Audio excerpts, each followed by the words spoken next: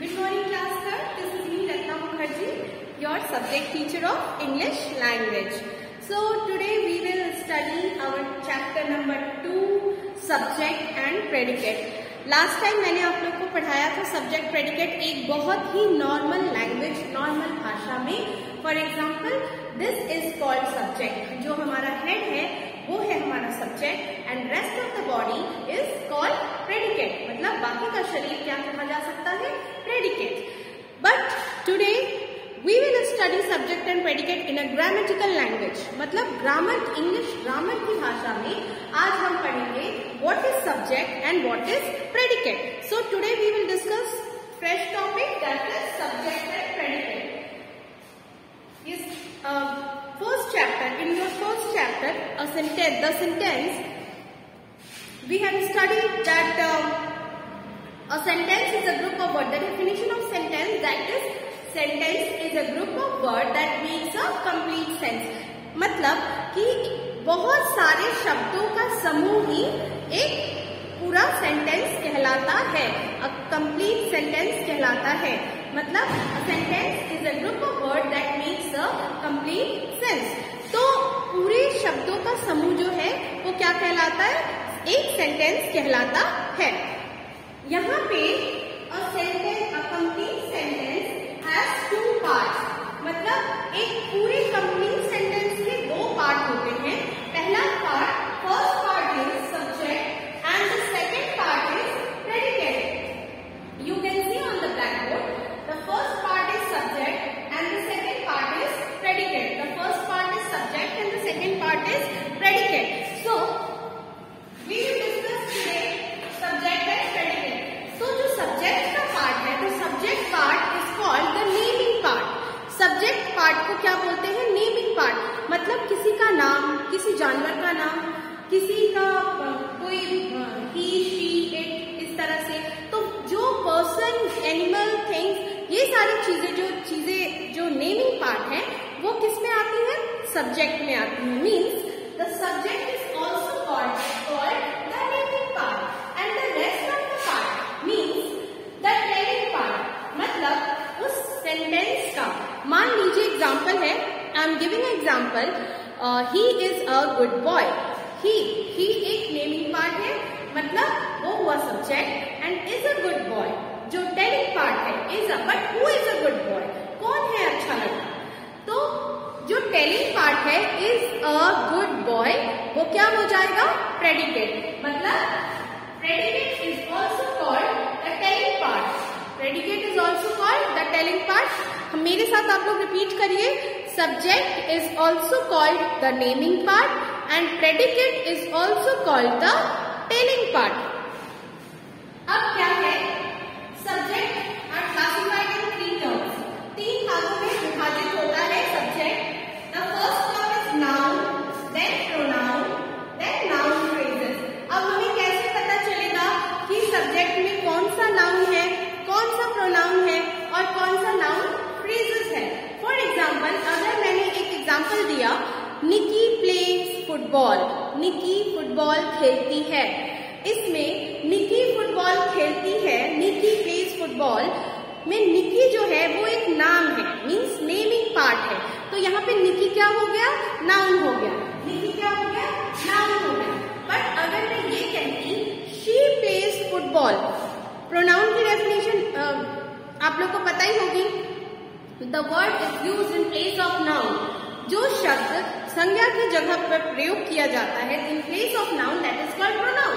मतलब उसे प्रोनाउन कहते हैं. तो अब मान लीजिए कि हमने कहा Nikki plays football, means Nikki the naming part, that means the noun.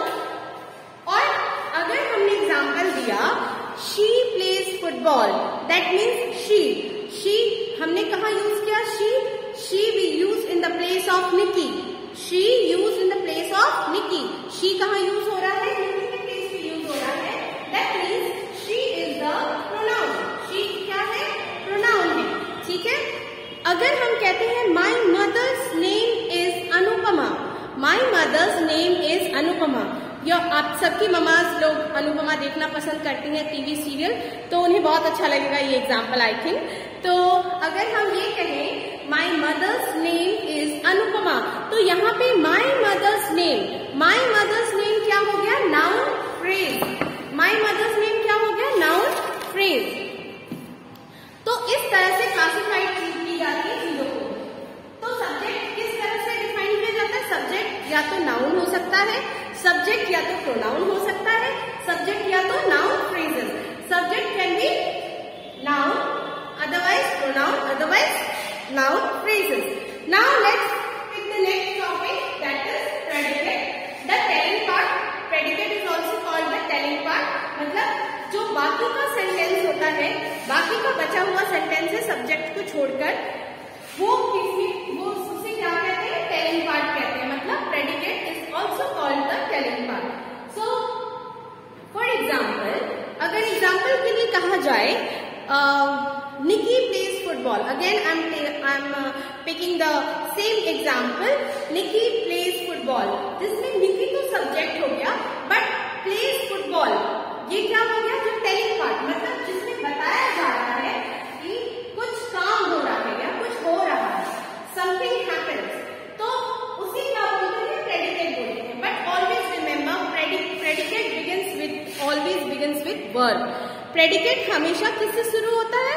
Verb से शुरू होता है। कैसे शुरू होता है? Now I am telling you how.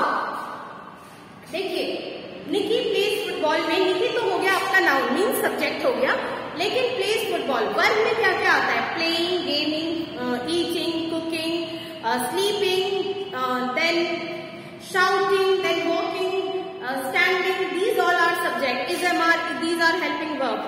These all are helping verbs and these all are subjects. Means playing, standing, eating, cooking, swimming, these are the verbs. यहाँ पे क्या है? plays football means playing, means verb. मैंने अभी आपसे कहा predicate always begins with verb. Predicate हमेशा verb से स्टार्ट होता है और सब्जेक्ट में क्या क्या चीजें इंक्लूड होती है? Noun, pronoun and noun phrases. The example of noun subject means Nikki plays football, the naming part Nikki is called subject, और she plays football, she in the place of noun that is called pronoun means she is again a subject. Or my mother's name is Anupama, then my mother's name that is noun phrase. My mother's name that is noun phrase. Always remember students, ये बात बहुत अच्छे से याद रखिएगा कि predicate हमेशा verb से शुरू होता है। प्रेडिकेट हमेशा वर्ब से शुरू होता है और सब्जेक्ट में नाउन, प्रोनाउन और नाउन फ्रेजेस तीन चीजें आती हैं। ठीक है, सब्जेक्ट में क्या क्या आता है? नाउन, प्रोनाउन और नाउन फ्रेजेस। तो सब्जेक्ट क्या होता है? The subject in a sentence names who और what the sentence is about. मतलब सब्जेक्ट वो नेमिंग पार्ट है जो जिसमें ये प्रूफ होता है कि वो है, वो कौन है, वो लड़का है, लड़की है, उसका नाम, उसका नेम, नाउन फ्रेज, ये सारी चीजें किसमें चली आती है? सब्जेक्ट में। और the rest of the sentence, मतलब बाकी जो बचा हुआ आपका सेंटेंस है वो किसमें शो होता है? वो हमेशा प्रेडिकेट में शो किया जाता है। ठीक है, आई होप आप लोग को मेरी बातें बहुत ही अच्छे से समझ में आ रही होंगी। If you have any doubt regarding subject and predicate topic, then please contact me, I will solve as soon as possible. So again I am telling, subject क्या होता है? सब्जेक्ट होता है आपका the naming part is called subject and the telling part is called predicate. Subject में तीन चीजें common होती है, तीन टर्म्स आती है। Subject are classified in three terms, that is noun, pronoun and noun phrases. और प्रेडिकेट में दो टर्म्स आते हैं, that is verb and verb phrases. Subject always in noun, always pronoun and noun phrases, but predicate always begins with verb. हमेशा verb से ही शुरू होता है प्रेडिकेट। ये चीजें बहुत अच्छे से याद रखिएगा। इससे क्या होगा कि आप लोगों को चीजों को क्लैरिफाई करने में आसानी होगी ना।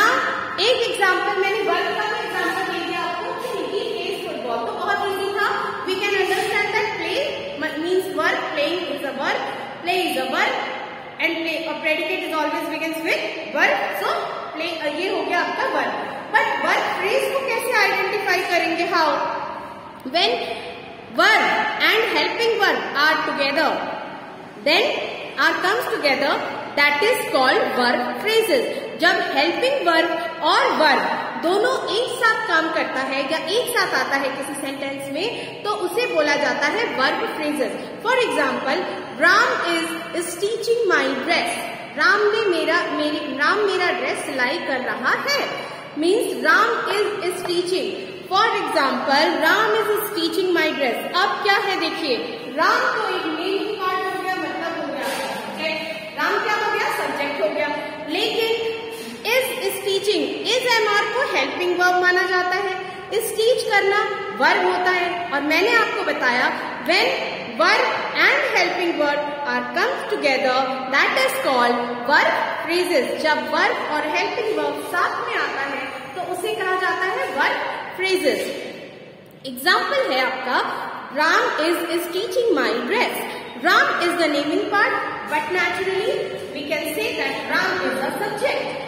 But is teaching my dress, that is predicate. But how we will find out where is verb phrases work? Then we can say that is MR is a helping verb and is teaching is a verb, and when helping verb and verb are comes together, that is called verb phrase. मतलब is teaching जो है, is teaching, ये दोनों शब्द किस में कहे जाएंगे, वर्ब फ्रेजेस बोले जाएंगे. इसको I want to understand students. So again I am telling, a complete sentence has two parts, that is subject and predicate. Subject means the naming part. The naming part are also called subject, and predicate means the telling part. The telling part is also called predicate. Subject में तीन चीजें आती है. Subjects are classified in three terms, that is noun, pronoun and noun phrase. And predicate में दो terms आते हैं. Predicate are classified in two terms, verb and verb phrases. For example, let's take the topic subject. उसमें noun में example आप दे सकते हैं. Nikki plays football. Nikki is the naming part, means noun. तो ये हो गया आपका noun. Pronoun के लिए आप कह सकते हैं she plays football. She in the place of noun, that is pronoun. So she plays football means she आपका pronoun मतलब subject हो जाता है. My mother's name is Anupama. My mother's name. These the phrase. My mother's name. That is noun phrases. Noun phrase जो है वो भी आपका क्या हो जाता है, subject हो जाता है. Now example for verb predicate. तो again Geeta plays football. Then plays football. Always remember predicate always begins with verb. मतलब predicate जो है verb के साथ ही शुरू होता है. तो यहाँ पे Geeta plays football मतलब हुआ कि playing, swimming, standing, cooking, eating, these are the verb. So play क्या हुआ, verb हुआ. मतलब predicate हमेशा किससे शुरू होता है, verb से शुरू होता है. Then we can say that Geeta plays football means play is a verb, and that is rest of the sentence means plays football is a predicate. But now how we will find out verb phrases? Again I am saying, when verb and helping verb are comes together, that is called verb phrases. मतलब जब helping verb और verb एक साथ काम करते हैं, एक साथ आते हैं किसी सेंटेंस में, तो उसे बोला जाता है verb phrases. अब कैसे एग्जाम्पल होगा इसका, Ram is teaching my dress. तो राम तो हो गया naming part, means Ram is the subject, and is teaching my dress is the predicate. But how we will find out verb phrase again? So is and are called helping verb, and is teaching, playing, swimming, singing, dancing, eating, cooking, these are the verbs. So is teaching is also a verb, and is the helping verb. Is और is teaching को मिला के बनेगा verb phrases. Ram is teaching my dress. तो is teaching को मिला के बनेगा verb phrase. क्यों? क्योंकि मैं फिर से बता रही हूँ, जब verb और helping verb किसी सेंटेंस में साथ में आते हैं तो इसे verb phrase कहा जाता है. When verb and helping verb are come together in a sentence, that is called verb. So this is the explanation. This was the explanation of subject and predicate terms. Now read Now I will send book exercise as a PDF format, and please complete your books, complete your copy work. Very soon I will submit your copies for correction. I will submit your books for correction, and download a School Mitra app, because your live classes are going on.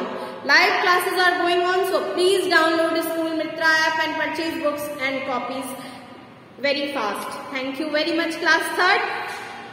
Have a good day. Bye.